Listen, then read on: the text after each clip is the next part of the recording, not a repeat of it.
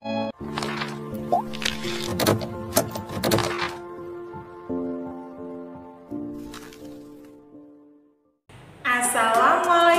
warahmatullahi wabarakatuh.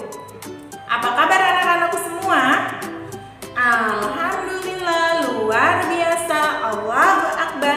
Yes, oke. Alhamdulillah anak-anakku, pada kesempatan kali ini bertemu lagi dengan Bu Ami ya. Di sini kita akan membahas materi IPA mengenai ekosistem dan penggolongan hewan berdasarkan jenis makanannya di tema 5E. Sebelum memulai pembelajaran, marilah kita sama-sama membaca basmalah. Bismillahirrahmanirrahim. Amin.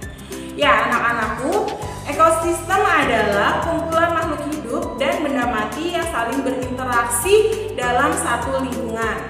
Ya, lingkungan terdiri dari komponen abiotik dan komponen biotik ya. Komponen abiotik itu apa aja sih? Komponen abiotik adalah segala yang tidak bernyawa seperti tanah, udara, air, iklim, kelembapan, cahaya, dan bunyi. Sedangkan komponen biotik ini kebalikan dari komponen abiotik ya. Kalau komponen biotik ialah segala sesuatu yang bernyawa seperti tumbuhan, hewan, manusia, dan virus atau bakteri. Komponen biotik dan komponen abiotik akan berinteraksi dan membentuk sebuah ekosistem. Pada dasarnya, ekosistem di bumi ini dibedakan menjadi dua, yaitu ekosistem alami dan ekosistem buatan. Kita akan membahas mengenai jenis-jenis ekosistem. Ekosistem alami adalah ekosistem yang terbentuk secara alami tanpa adanya campur tangan manusia. Ekosistem alami ini dibedakan menjadi dua, yaitu ekosistem darat dan ekosistem perairan. Contoh ekosistem darat, contohnya ialah hutan hujan tropis, padang rumput, gurun, dan hutan. Itu adalah beberapa contoh dari ekosistem darat. Sedangkan contoh ekosistem perairan itu kita bedakan menjadi dua ya nak. Ada ekosistem air laut. Contohnya apa? Ekosistem air laut itu adalah terumbu karang, ekosistem laut dalam, dan ekosistem pantai. Sedangkan yang kedua, ekosistem air tawar. Ekosistem air tawar contohnya ekosistem di danau, ekosistem sungai, dan ekosistem rawa. Kalian bisa membedakan ya nak. Di ekosistem perairan ini dibedakan menjadi dua. Ada ekosistem air laut dan ekosistem air tawar. Ya, yang selanjutnya ini tentang ekosistem buatan. Ekosistem buatan adalah ekosistem yang sengaja dibuat oleh manusia. Ekosistem buatan, contohnya apa saja? Ada ekosistem kolam, ekosistem akuarium, ekosistem kebun, dan sawah. Kita sudah bisa membedakan ya mana ekosistem alami dan mana ekosistem buatan. Sekarang kita lanjut mengenai penggolongan hewan berdasarkan jenis makanannya, itu dibedakan menjadi tiga. Ada hewan pemakan tumbuhan, disebutnya herbivora. Hewan pemakan daging, karnivora, dan hewan pemakan segala, yaitu omnivora. Ya, kita bahas satu persatu ya nah. Yang pertama ini hewan pemakan tumbuhan atau herbivora. Contohnya apa saja yang kalian tahu tentang hewan pemakan tumbuhan? Ya, ada domba, sapi, kambing, burung kakatua, dan burung jarak. Itu adalah beberapa contoh hewan pemakan tumbuhan.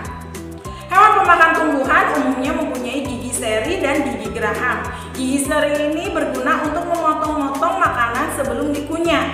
Sedangkan gigi geraham berfungsi untuk mengunyah makanan hingga lumat ya. Itu adalah contoh dari beberapa hewan yang pemakan tumbuhan atau herbivora. Kalian sudah tahu ya, ciri dari herbivora itu memiliki gigi seri dan gigi geraham. Ya, yang kedua ini ialah hewan yang makan hewan lain atau karnivora. Contohnya apa hewan karnivora? Ada harimau, buaya, ular, singa, burung hantu, dan burung elang. Itu adalah beberapa contoh hewan pemakan hewan lainnya atau pemakan daging ya. Gigi karnivora berlekuk-lekuk tajam. Gigi geraham berfungsi untuk mengerat daging, mematahkan tulang, dan menghancurkan makanan. Sedangkan gigi seri karnivora berukuran kecil, runcing, dan tajam. Fungsi gigi seri yaitu makanan. Dan gigi taringnya itu panjang, besar, dan tajam. Fungsi dari gigi taring yaitu untuk mengoyakkan makanan. Ya, kalian sudah tahu ya, nah tadi contoh hewannya dan bentuk giginya. Sekarang kita lanjut ke pembahasan yang ketiga mengenai hewan pemakan segalanya, baik tumbuhan maupun daging ya, contohnya atau biasanya disebut dengan hewan omnivora. Hewan omnivora ini siapa saja contohnya? Ada ayam, tikus, dan bebek ya. Dia bisa memakan tumbuhan maupun memakan hewan lainnya. Susunan dan bentuk gigi omnivora adalah gabungan antara hewan herbivora dan karnivora, yaitu gigi seri berfungsi untuk memotong makanan, gigi taring berfungsi untuk mengerat makanan, dan gigi geraham berfungsi untuk melumatkan makanan ya. Itu penjelasan dari Bu Ami mengenai beberapa jenis hewan berdasarkan penggolongan makanannya. Ya, selanjutnya Ibu akan membahas mengenai siklus hidup hewan ya. Kalian akan menyimak video tayangan mengenai siklus hidup hewan ya. Di sini ada siklus hidup hewan tanpa metamorfosis dan metamorfosis ya. Kita simak bersama-sama penjelasannya. Ada kucing. Ini kucing peliharaan nenek ya? Iya, Bol. Namanya Moka. Lucu banget namanya. Hai Moka. Lihat deh, ada anak-anak kucingnya juga. Lucu-lucu ya? Iya ya, mirip banget lagi sama ibunya. Iya, Bol. Namanya juga anaknya. Tapi jangan salah loh. Ada hewan yang induk dan anaknya sangat berbeda bentuk tubuhnya. Contohnya, katak. Aku tahu. Itu yang namanya metamorfosis kan? Iya, bener banget, Bol. Metamorfosis adalah daur hidup hewan yang mengalami perubahan bentuk. Jenis hewan yang umumnya mengalami fase metamorfosis ini adalah golongan amfibia dan serangga. Namun, tidak semua hewan mengalami fase metamorfosis. Sebagian besar hewan seperti golongan mamalia, unggas, reptilia, dan ikan tidak mengalami perubahan bentuk selama fase pertumbuhannya, atau disebut dengan ametamorfosis. Tapi, mengalami metamorfosis atau enggak, setiap makhluk hidup akan mengalami fase pertumbuhan dari lahir. Lalu, bertumbuh dewasa dan kembali menghasilkan keturunan. Fase pertumbuhan berulang-ulang yang dilalui makhluk hidup dinamakan daur hidup. Lula, Pipo, Bol, kalian lagi ngapain? Ayo sini. Wah, iya. Oke, Nek.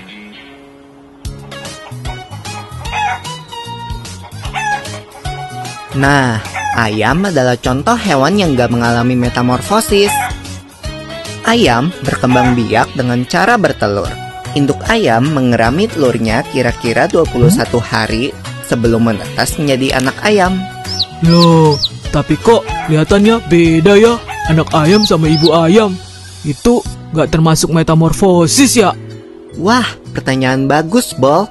Walau anak ayam menetas dengan bulu-bulu yang halus, seiring pertumbuhannya, bulu-bulu halus itu menjadi bulu-bulu seperti induknya. Perubahan bulu ini tidak termasuk dalam fase metamorfosis, karena bentuk anak ayam sudah sama seperti induknya saat menetas. Daur hidup ayam akan berlanjut setelah dewasa. Wah, asik makan! Nyam, nyam, nyam, nyam, nyam. Hahaha. Bol, kalau soal makanan paling cepat ya. Makasih ya, Nek, udah dimasakin. Sama-sama, Pipo. Ayo dimakan selagi hangat. Selamat makan. Wah, ada kupu-kupu di topimu, Bol. Hah, mana? Ya, dia terbang. Kupu-kupu itu hewan yang mengalami metamorfosis kan ya? Iya, bener banget, Bol. Ngomong-ngomong tentang metamorfosis, kalian tahu nggak kalau ada dua jenis metamorfosis, yaitu metamorfosis sempurna dan metamorfosis tidak sempurna. Apa tuh bedanya, Nek? Metamorfosis sempurna dan tidak sempurna. Hewan yang bermetamorfosis sempurna mengalami tahap pupa atau kepompong. Contohnya kupu-kupu tadi. Nah, siapa yang tahu apa aja 4 fase metamorfosis kupu-kupu? Aku tahu. Telur, ulat, kepompong, kupu-kupu. Betul. Telur menetas menjadi larva atau ulat. Ulat memakan dedaunan sampai tubuhnya menjadi besar. Setelah beberapa waktu, ulat akan menjadi kepompong atau pupa yang menggantung di tumbuhan. Nah, selama masa diam ini loh, Bol, tubuh ulat berubah menjadi kupu-kupu. Kemudian, kupu-kupu akan keluar dari kepompong dan memulai daur hidup kembali. Kalau hewan yang bermetamorfosis tidak sempurna, berarti hewan itu tidak mengalami fase kepompong ya, Nek? Iya, Pipo. Contoh hewan yang bermetamorfosis tidak sempurna adalah kecoa dan belalang. Ah, aku inget. Satu hewan lagi yang mengalami metamorfosis, katak. Oh iya, Daur hidup katak dimulai dari telur yang berada di air. Telur menetas menjadi kecebong atau berudu. Kecebong hidup dan tumbuh di dalam air serta bernafas menggunakan insang. Kemudian akan tumbuh sepasang kaki belakang yang disusul dengan kaki depan sehingga menyerupai katak dengan ekor. Ekor katak akan semakin mengerut dan menjadi katak dewasa yang bernafas dengan paru-paru dan kulit. wow, ternyata banyak ya hewan di sekitar kita yang mengalami metamorfosis. Keren banget. Iya.